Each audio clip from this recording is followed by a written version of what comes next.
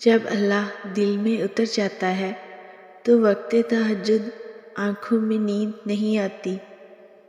تہجد وہ آخری مرہم ہے جس کے بعد نہ کوئی زخم ستاتا ہے اور نہ کوئی غم رلاتا ہے۔ تہجد محبت کرنے والوں کے لیے اللہ کی طرف سے ملاقات کا دعوت نامہ ہے۔ تہجد کی نماز کے لیے کسی بھی عمر کی پابندی نہیں ہے۔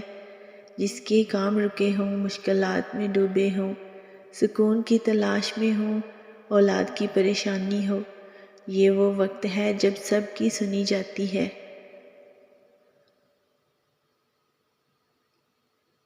بس نیند کی قربانی دینی ہے اور اس رب کو راضی کرنے لگ جانا ہے۔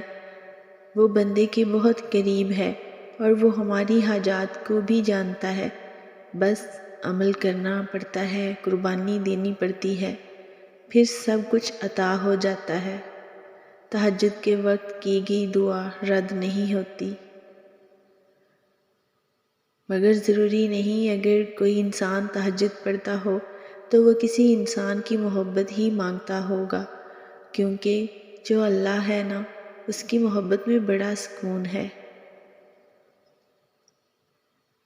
اور پھر تہجد کی توفیق تو انہی کو ملتی ہے جنہیں اللہ کو راضی کرنا ہوتا ہے۔ میں نے دیکھا ہے تہجد کی نماز پڑھنے کے بعد ناممکن کو ممکن میں ہوتے ہوئے تہجد کے سجدوں میں مانگی گئی چاہتیں اللہ قیامت تک سلامت رکھتا ہے۔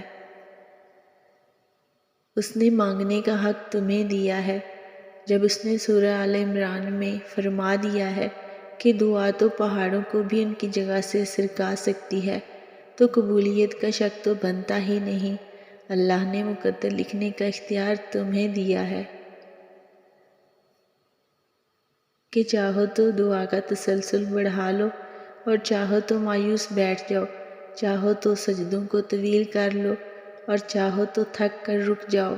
مت بھولو کہ تمہارا کام صرف التجا کرنا ہے، تدبیریں تو وہ خود نکالتا ہے۔